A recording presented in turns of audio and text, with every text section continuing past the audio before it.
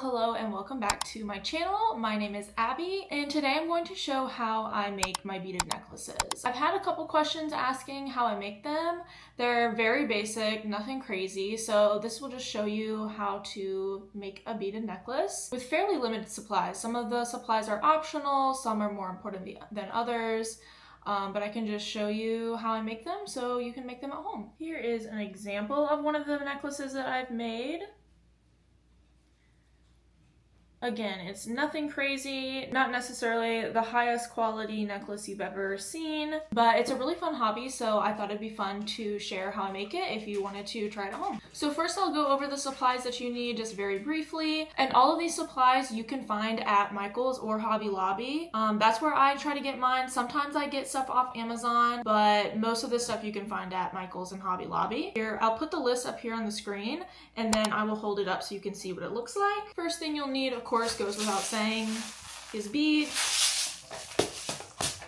I really like getting glass beads because they just seem higher quality. Second thing you'll need is some kind of string or wire. I like using fishing wire. It's very cheap and it's very durable and strong. I got this off Amazon. I don't know if Michael's or Hobby Lobby would have this, so I would look for the fishing wire somewhere else other than Michael's or Hobby Lobby. In the past, I've used elastic string, but I actually find that it ends up stretching out. I've had necklaces that stretch out a lot, and that's not really my preference, so I prefer to use fishing wire. If you're making a charm necklace, obviously you will need some charms. Of course, you will need scissors. Next, you will need these jewelry making pliers. Pretty much the only thing I will use these for is clamping, which you'll see me do in a minute. Next thing you'll need are lobster clasps.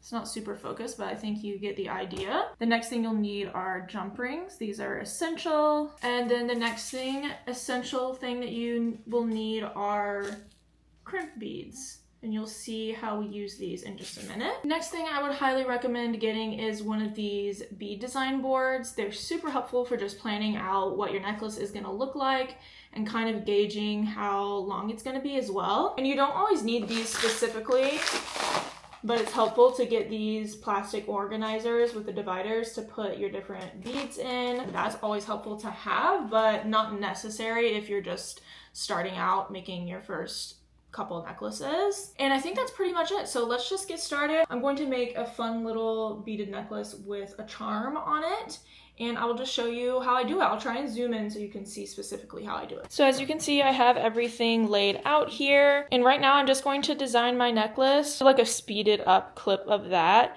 and then just show you technically how I make the actual necklace itself.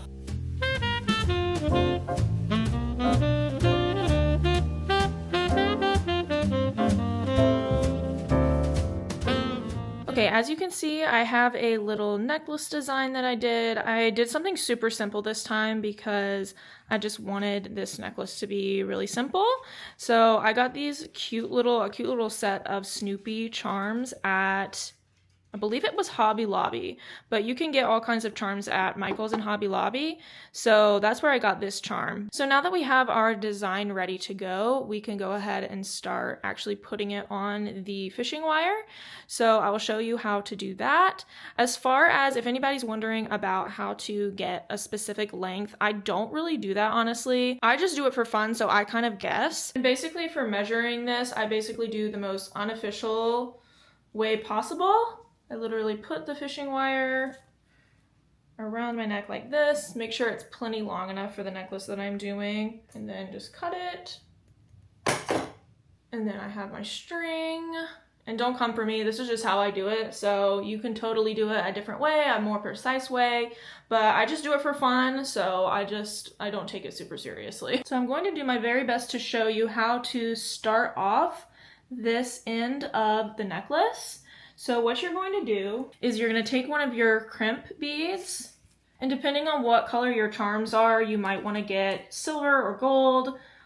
Right now I only have gold, and unfortunately my Snoopy is silver, but like I said, I don't really take it super seriously, so I am fine with the gold crimp bead. And I'm trying to show you what the crimp bead looks like. It's very, very small, but you can loop it through.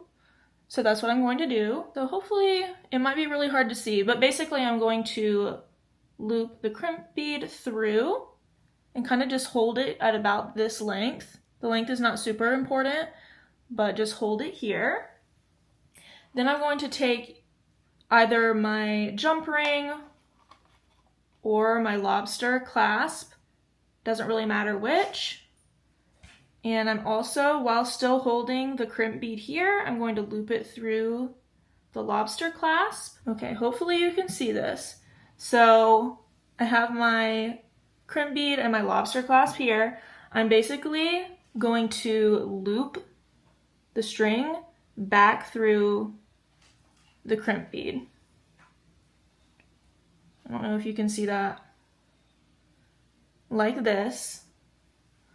And then you're going to pull the crimp bead up close to the lobster clasp, like that. Make sure it's tied up against the lobster clasp here, and then you're just going to clamp that crimp bead as tight as you can. And then now that is a secure end. And what you can do is just cut off that excess string. And if it's secure, it shouldn't go anywhere.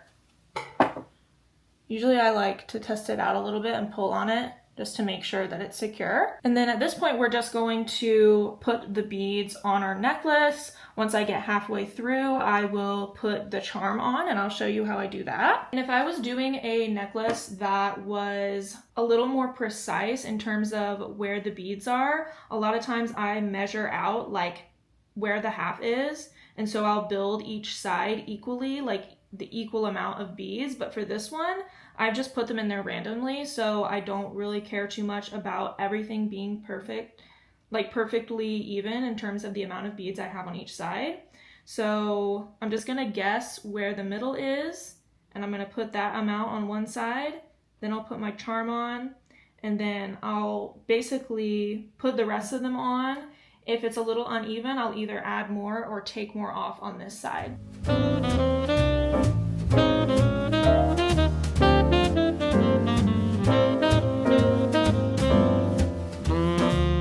Okay, so I've done half of the strand, and what I do once I'm halfway there, before I put the charm on, I just want to make sure that it's about the length that I'm wanting. So I literally just measure it with this half. So I put that at the back of my neck and then see how long it is. And for me, this is actually a little bit long. So what I'm going to do is just take off a few beads and then I'll put the charm on. Okay, and here's my little charm. And what I'm going to do is get out another jump ring. And if you can see on this jump ring, of course, jump rings separate. So what I'm going to do is pry it apart with the pliers. So it's open like this. Then I'm just going to loop my Snoopy through it and then close it back up. And of course you do want to make sure that that jump ring is as closed as possible. So then my charm is ready to go, so I just put her on there. And then I finish out putting the rest of the beads on.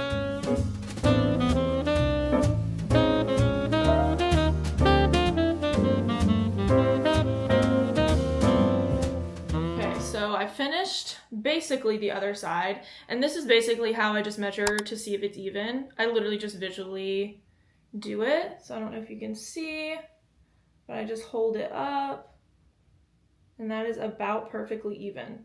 So perfect. So now I will do the crimp bead and the jump ring for the other side. And so this is going to be the same thing as we did on the other side. We're going to put our crimp bead in. We're going to, for this, put it down closer to where the beads are. Then we're going to loop our jump ring through.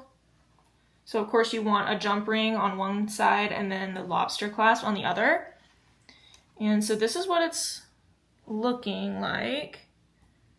So you have the beads here, then the crimp bead, then the jump ring. So we're basically going to do the same thing that we did last time. We're not looping through the jump ring. we're going to loop through the crimp bead. And sometimes it gets a little hard when it's close to the beads there, but you're fine if it's not like super close. We can change it. Then you're just gonna pull it all the way through. So right now it looks like this. It's not pulled all the way through. Just make sure all your beads are like all the way down on this side. And usually what I'm able to do is hold the jump ring and pull this strand until it's tight. And there's not much loose string there, as you can see, kind of moving around. So that's what it looks like. The crimp bead and the jump ring and the beads are all close together. So that's good. So then I'm just going to crimp the crimp bead and then cut off, again, the extra strand and just pull and make sure that it's tight. Our ends are good. And there you have it. Our necklace is done. So we can clasp these together. And there we go. You can see it's tight here. It's not coming undone. So yeah, so that's how I make them. You can make them obviously a lot more detailed than this, but this is the one that I wanted to make for myself today, so I decided to show it as an example. But you can make a lot more detailed ones. For example, this one is a lot more detailed. It has a lot nicer beads on it. And then of course, as you can see, it's a lot more even in terms of on each side, the beads are the same. So you can make them a lot more detailed. And my nicer beads, actually all my beads I get from Michael's or Hobby Lobby.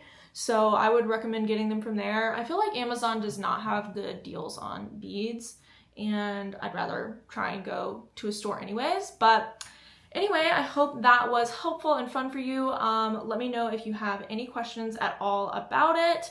Again, I don't do it like super seriously. I just do it as a fun hobby. But if I can answer any questions you have, I would love to try and help to the best of my abilities. But I hope that you have fun. I hope you try out this new hobby. And if you would like to see more cozy hobby type videos, be sure to subscribe to my channel, and I will see you in the next video.